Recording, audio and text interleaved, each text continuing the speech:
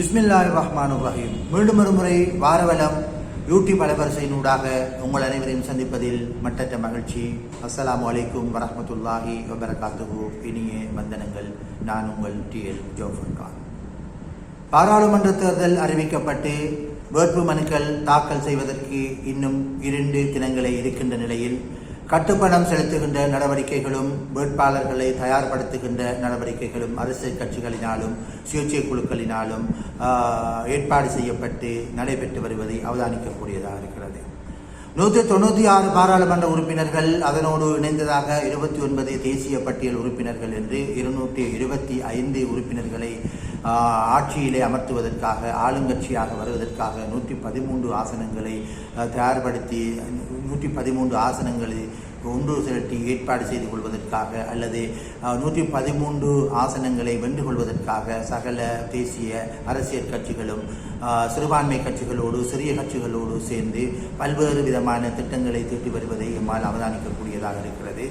தேர்தல் சூடு பிடிப்பதற்கு இன்னும் சில நாட்களே இருக்கின்றன.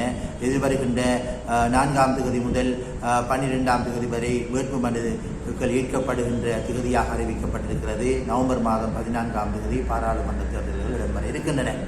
இந்த நிலையிலே நாம் பார்க்கின்ற போது ஒரு மாவட்ட ரீதியாக பார்த்தால் மாவட்ட ரீதியாக எவ்வாறான கட்சிகள் ஆட்சியை பிடிக்க இருக்கின்றன அல்லது அதிகார கதிரையிலே அமர இருக்கின்றன என்கின்ற ஆய்வுகளுக்கு உள்ளே போக வேண்டியிருக்கும். அந்த வகையிலே நாம் முதலிலே நமது மட்டக்களப்பு மாவட்டத்தை நோக்குகின்ற போது மட்டக்களப்பு மாவட்டத்திலே இம்முறை பாராளுமன்ற தேர்தலிலே 4,49,638 பேர் வாக்களிப்பதற்கு தகுதி பெற்றிருக்கிறார்கள்.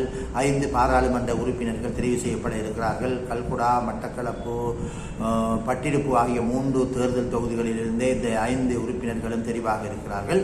இதிலே எவ்வாறு இந்த முறை எந்த கட்சிகள் அதிகமான ஆசனங்களை கைப்பற்றப் போகின்றன, எந்த கட்சிக்கு போனஸ் ஆசனம் கிடைத்து 2 ஆசனங்களை பெறப்போகிறது அல்லது 3 ஆசனங்களை பெறப்போகிறது, எந்த கட்சிகள் சிறுபான்மை கட்சிகளாக இருந்து சாதாரண சிறுபான்மை கட்சிகளாகவே தேர்தலில் போட்டியிட்டு வெற்றியடைய போகின்ற கட்சி எது என்கின்ற கேள்விகளுக்கான பதில்களை ஆய்வு ரீதியாக நோக்க வேண்டியிருக்கிறது. கடந்த 2020ஆம் ஆண்டு இடம்பெற்ற பாராளுமன்ற தேர்தலிலே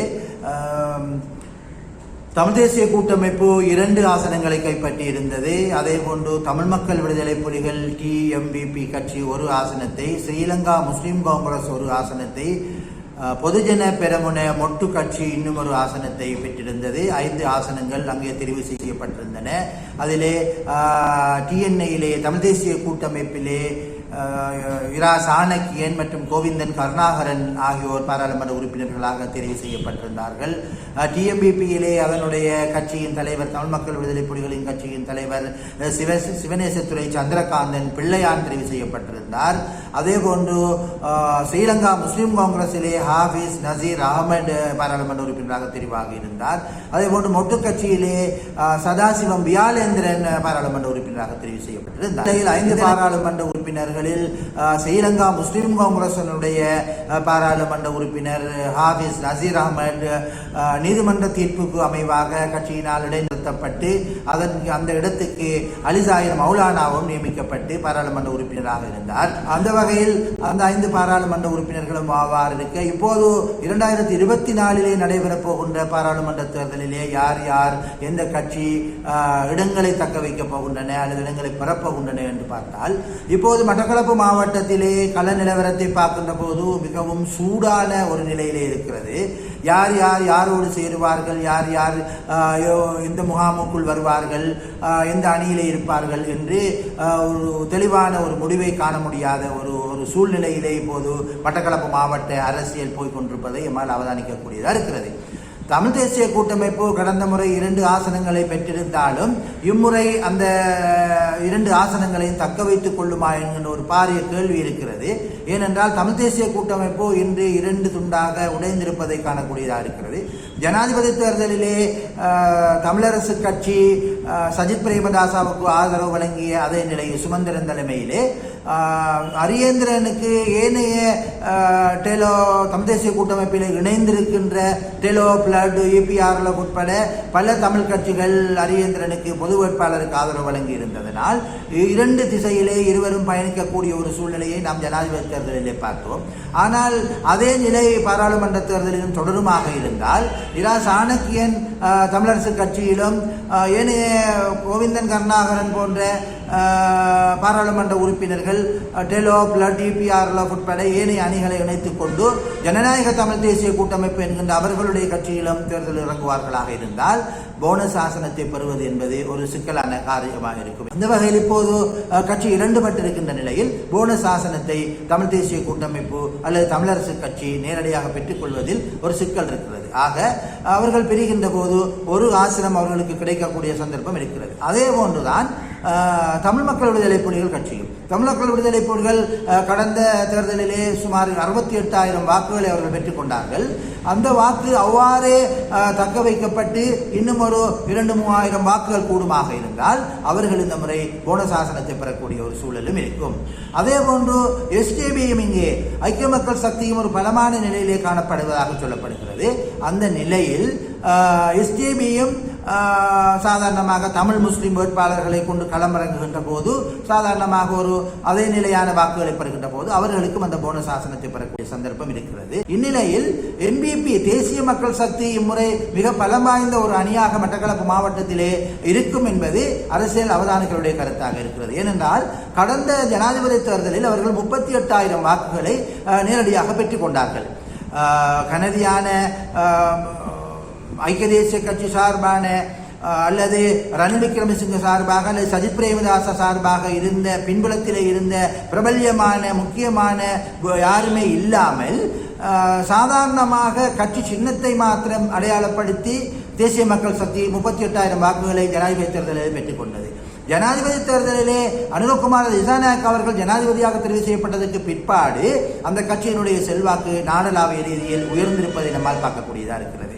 அந்நிலை மட்டக்களப்பு மாவட்டத்திலே தொடர்கின்ற போது 38,000 வாக்குகள் சில வேளைகளில் ஒரு 60, 65,000, 70,000 வாக்குகளாக கூடுமாக இருந்தால் போனஸ் ஆசனத்தையும் அவர்களால் பெற்றுக்கொள்ளக்கூடிய ஒரு சூழ்நிலை இருக்கும்.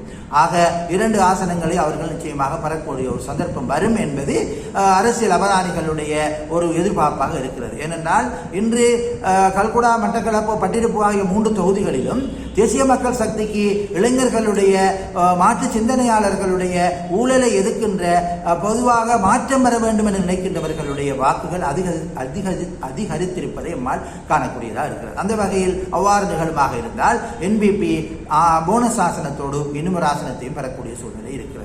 ஆகவே இந்த சூழ்நிலையில் ஸ்ரீலங்கா முஸ்லீம் காங்கிரஸுடைய நிலைப்பாடு எவ்வாறாக இருக்கும் என்று பார்க்கின்ற போது ஸ்ரீலங்கா முஸ்லீம் காங்கிரஸ் கடந்த தேர்தலிலே 38,000 வாக்குகளை பெற்று ஒரு ஆசனத்தை பெற்றுக் கொண்ட போதும் இந்த தேர்தலில் அவ்வாறு ஒரு நிகழுமா, அவ்வாறு வாக்குகளை சுவீகரித்துக் கொள்ளக்கூடிய ஒரு சூழ்நிலை உருவாகுமா என்பதிலே கேள்வி இருப்பதாக பல அரசியல் அவதானிகளும் பேசிக்கொள்வதை காணக்கூடியதாக இருக்கிறது. ஏனென்றால் ஏறாவூரை பொறுத்தவரை முஸ்லீம் காங்கிரஸுடைய பிரதானமான வாக்கு வங்கியாக காணப்படுகிற ஏறாவூரை பொறுத்தவரையில் ஏறாவூரில் வாக்கு வங்கிகளை சொந்தக்காரர்களாக்கி கொண்டிருக்கின்ற அலிசாயிர் மௌலானா மற்றும் ஹாபிஸ் நசீர் அகமது ஆகியோர் முஸ்லீம் காங்கிரஸில் இல்லாத நிலையிலே முஸ்லீம் காங்கிரசுக்கு ஏறாவூரில் களமிறக்கப்பட இருக்கின்ற வேட்பாளரினால் அந்த 2 அரசியல் பிரபல்யங்களையும் தாண்டி முஸ்லீம் காங்கிரஸ் வாக்குகளை பெற்றுக் கொள்ளுமா என்பது ஒரு கேள்வி இருக்கிறது. ஏனென்றால் அங்கே SJBக்கும் ஒரு கணிசமான செல்வாக்கு இருக்கிறது, NBPக்கும் இன்னும் ஒரு கணிசமான செல்வாக்கு இருக்கிறது.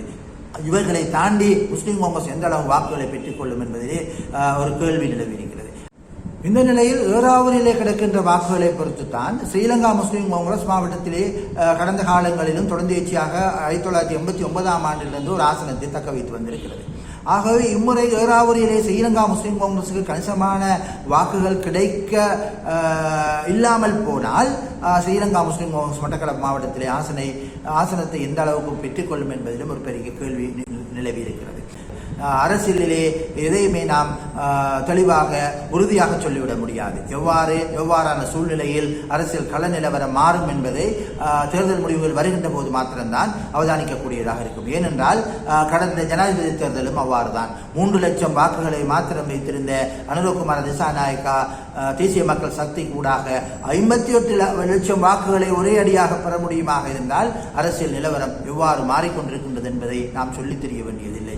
அதே போன்று 2.5 லட்சம் வாக்குகளை பெற்றிருந்த ரணில் விக்ரமசிங்கே சுமார் 23 லட்சம் வாக்குகளை பெறுகின்றார் என்றால், அதே போன்று 55 லட்சம் வாக்குகளை 2019 பெற்றுக்கொண்ட சஜித் பிரேமதாசா 45 லட்சம் வாக்குகளாக குறைவடைகின்றது என்றால் அரசியலிலே உயர்வும் தாழ்வும் சுழற்சி முறையில் நடந்து கொண்டே இருப்பதை நாம் அவதானிக்கக்கூடியதாக இருக்கிறது.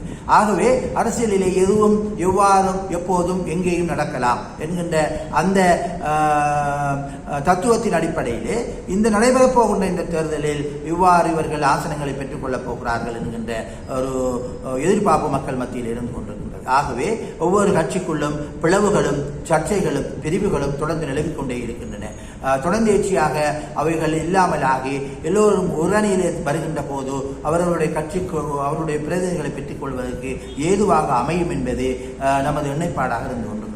அந்த வகையிலே நடைபெறப்போகின்ற இந்த தேர்தலில் எவ்வாறு இவர்கள் ஆசனங்களை பெற்றுக் கொள்வார்கள், எவ்வாறு மக்கள் மத்தியிலே தங்களுடைய பிரச்சாரங்களை முன்னெடுக்கிறார்களோ அந்த பிரச்சாரத்தின் அடிப்படையிலே தான் அவர்களுடைய வாக்குகள் கூடுதலாக கிடைப்பதற்கான சந்தர்ப்பம் இருக்கிறது.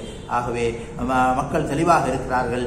கடந்த காலங்களை போன்று மக்களை ஏமாற்றி மக்களின் தலைகளிலே மிளகாய் அரைத்து வாக்குகளை சூறையாடிக் கொள்ளக்கூடிய ஒரு சூழ்நிலை இப்போதில்லை.